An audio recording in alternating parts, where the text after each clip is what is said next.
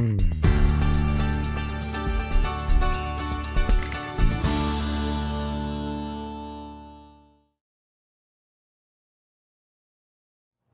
I'm Jessica Thomas. I'm a licensed clinical social worker, and I'm also the Director of Patient Education for the Neuroendocrine Tumor Research Foundation, also known as NET-RF. At NET-RF, we value the importance of NET patients hearing from other NET patients. We want you to know that you are not alone in your journey. I'm thankful to be able to introduce you to our patient panel today. We have Hector Perez. Hector is 37 years old, from Utah. He's a tech professional. He has a busy family and a busy life, and he's also living with NETs. And we have John Michael, who's 43 years old. He's an attorney, an entrepreneur. He lives in Indiana, and he's newly married, so he's living a busy life these days too. And we also have Jan Ratazzi, who's 69 years old. She's from Indiana, and she is a strong advocate and a great peer and loves to work with other people that are living and navigating life with NETs. So today we are going to cover a couple of questions, and I will leave the discussion and the questions, but we will start with Hector. And first question is I would like for you to please share when you were diagnosed and your reaction that you had when you learned that you have NETs. Sure, yeah. I was diagnosed in 2017, and my reaction was, I think, a rush of emotion, a lot of different thoughts that came to mind, a lot of thoughts specifically around my family, that being the focus, as I had two little boys. I had a newborn at the time, and it was like a ton of bricks, and it was difficult. Not something that you would expect. I think to hear at, I guess, at the age that I was in early 30s, right? But it was overall just very emotional, and very difficult, I would say. Thank you for sharing. How about you, John? Sure. So I was first diagnosed in August of 2018. And thinking back to that time, I think I share a lot of what Hector had mentioned he went through. But my situation was a little different. At the time, I was a single 39-year-old. And, you never know how you're going to react to that sort of thing. And I can honestly say mine surprised me. I went numb. Like my entire body went numb. And I think for the first month or so, um, I was like a kind of a walking zombie, honestly. I mean, I went through various phases since then, but for the first month, it was just a huge shock and a lot of questions. And luckily, I have a great support group, loving family, some friends in the medical field. One of the gentlemen that actually helped facilitate, I guess, the diagnosis and help really a dear, dear friend of mine that helped me understand some of those things and then the options. And a long-standing rule for me is I don't look up anything online myself because I can go down various rabbit holes and I would never sleep if I did that. So I just listened to what the professionals told me, and I was happy to learn about all of the various treatment options, et cetera. So, but at first, I mean, I was honestly, it was a big shock, and I was numb, and then kind of took it from there. Thank you. You hit on our second question, and I'll ask it in a second. But Jan, I wanted to ask you as well. I was diagnosed in 2016 with a well differentiated, functional, grade 2 neuroendocrine tumor in the small bowel with metastases to the lymph nodes and liver. So it came as a shock to me, but yet I was more worried about the diagnosis. And once I talked to my oncologist up here, and he said he wasn't familiar with this type of cancer, he was going to send me to a specialist in Chicago, Dr. Quake. And I was relieved to know that I was going to be with somebody who could deal with this cancer. Thank you for sharing. I definitely hear a theme that that shock and was something that's very common for all of you, and you all are seeing net specialists, which is really great. So, our second question is what advice do you have for someone that's newly diagnosed with NETs? And we will start this time with Jan. Well, number one, I would say see a net specialist.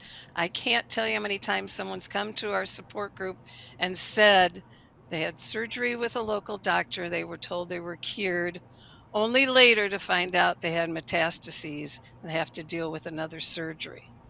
So, see a net specialist. Second, keep up with surveillances and blood workup because they will catch when they come back or reoccur. Educate yourself, be your own advocate. I'm going to tell you, NETRF has more videos, some of their former conferences, podcasts, and a guidebook for patients and their families. You can order it now. You'll get the digital copy now, and printed version will be available soon. And I felt very fortunate to have been asked to review the former booklet and to give some suggestions. Thank you so much. That is great advice. Hector, how about for you? What would you tell someone that's newly diagnosed?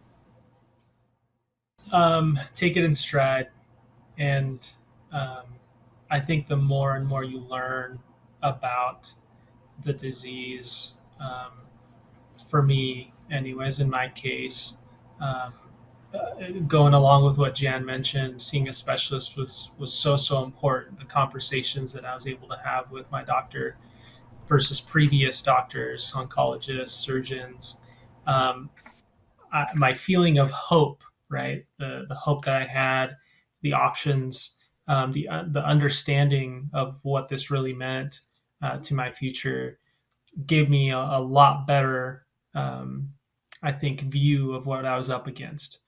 Whereas before it was doom and gloom, I saw a lot more light and was happy seeing a specialist and having that information coming from them.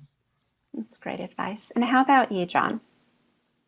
So I was lucky enough to, as I'd mentioned earlier, have a dear friend of mine that put me in touch with the right people. Dr. Quicken, as was mentioned earlier, Dr. Liao, the group over at University of Chicago. Um, and I've always been an athlete, an entrepreneur, and a very active person. So, my steps were to compartmentalize, give it the attention and respect that it deserves, but also not let it define who I was as a human being. Really finding out about the treatment options and then doing everything I could to live my life to the fullest, and not let this overwhelm and like I said, define me for the rest of my life. So what I hear here is seeing a specialist is important. Educating yourself, having a good support team, and knowing your resources, and then also moving forward and living your life.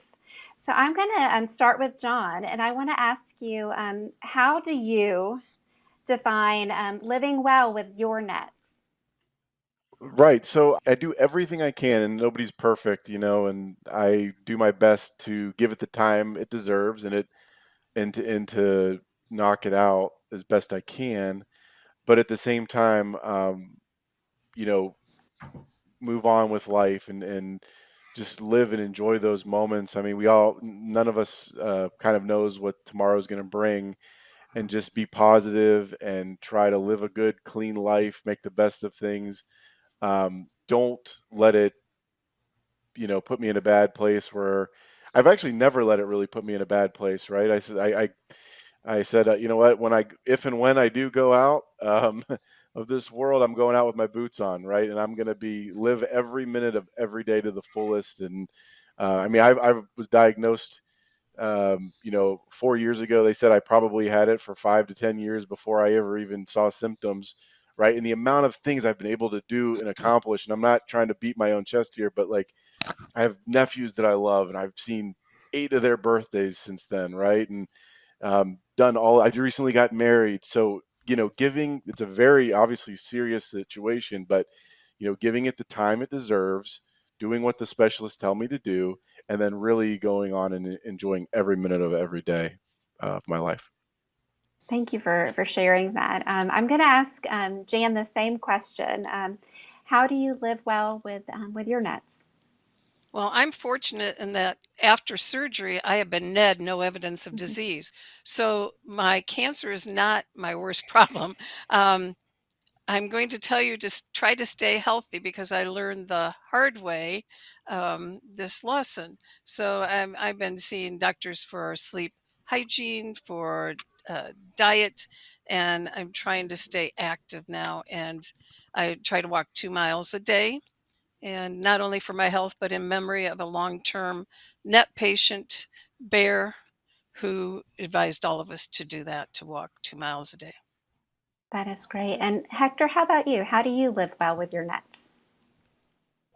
Like what was mentioned just now, focusing on the things you love and not letting this change that, right? And define who you are.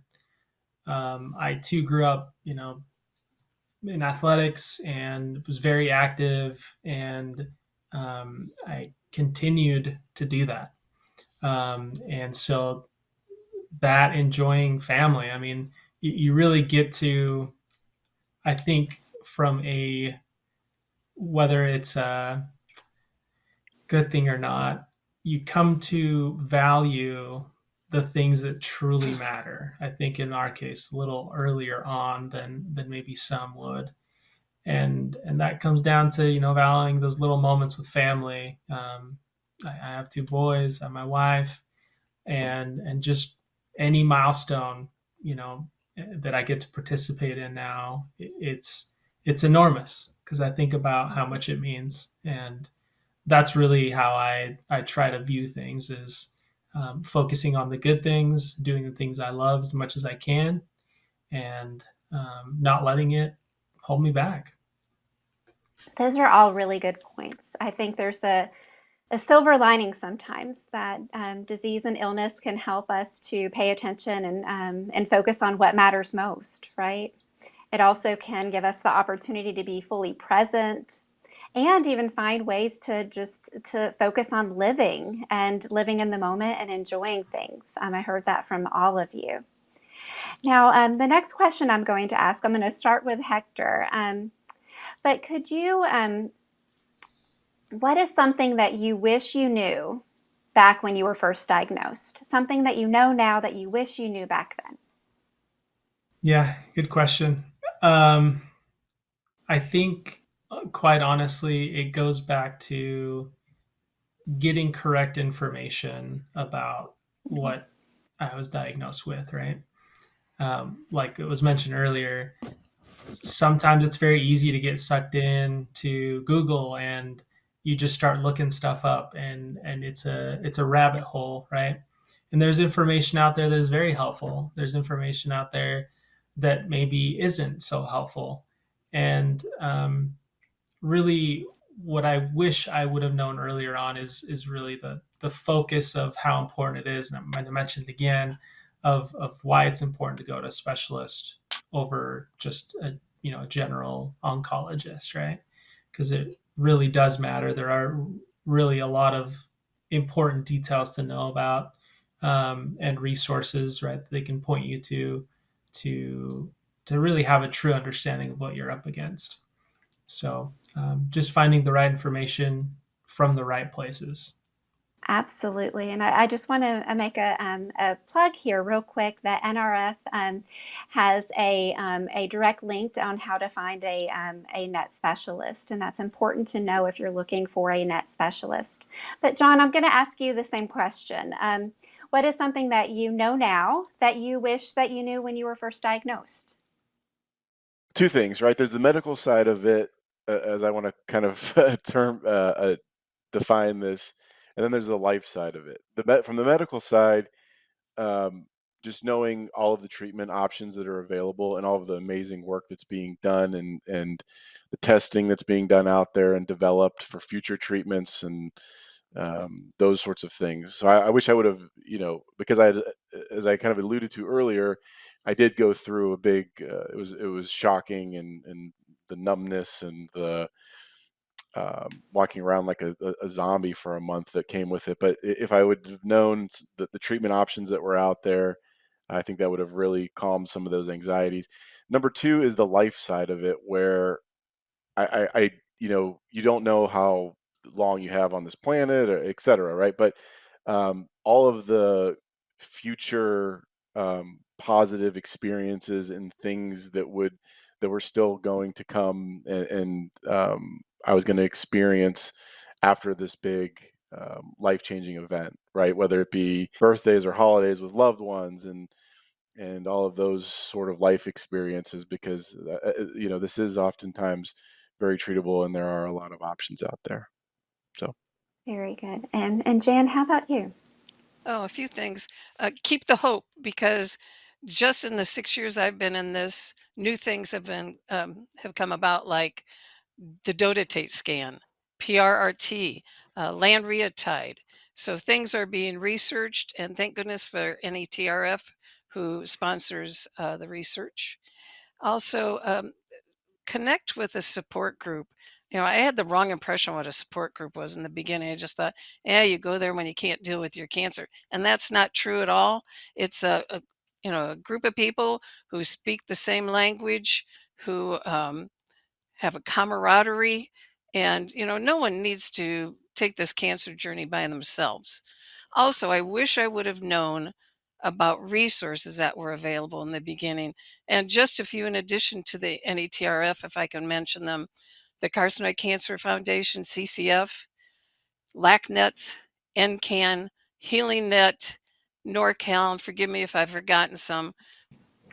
Thank you, Jan, for sharing. One thing I have learned about the NET community is that this is what it is. It's very much a community. There's a lot of resources. There are a lot of programs. There's a lot of education, and you are not alone. So the next question I'm going to ask is, I would like for our panel to share a silver lining, a unexpected surprise, something that they have that's been positive that they've learned about themselves or their experience while living with NETs. And we're going to start with Jan. I think my silver lining has been meeting new people. Not only in my own support group, but I do a support group through LACNet. So I'm meeting people from California, who I never would have met otherwise. Um, Also, I think a stronger connection with the family, because you do know this is a serious thing to deal with. So Thank you. And John, how about you? A silver lining, unexpected gift. sure. Well, first of all, Jan, sounds like you're doing great work. So we may need to touch base after all of this, but um, I would say, and I don't think that it's novel to this type of cancer. I think any life-changing event puts things into perspective, really. I mean, I wake up every morning. I'm excited about the things that I'm going to do, the things I'm going to learn, the people that I'm going to interact with. Um, After you've gone through a diagnosis, and, whether it be surgery or whatever, sometimes things just taste a little bit sweeter. The sky's a little bluer. You hug your parents a little bit tighter, and you just enjoy and appreciate things. I mean, that's very, I understand that that can be a little cliche, and you hear that a lot, but it is true.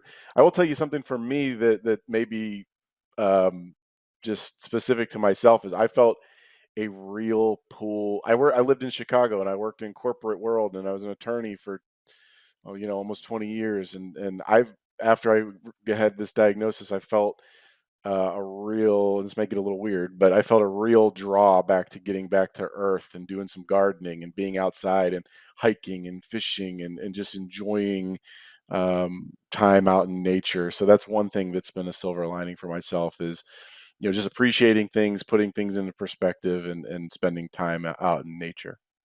Thank you. And Hector, how about you? I would say relationships.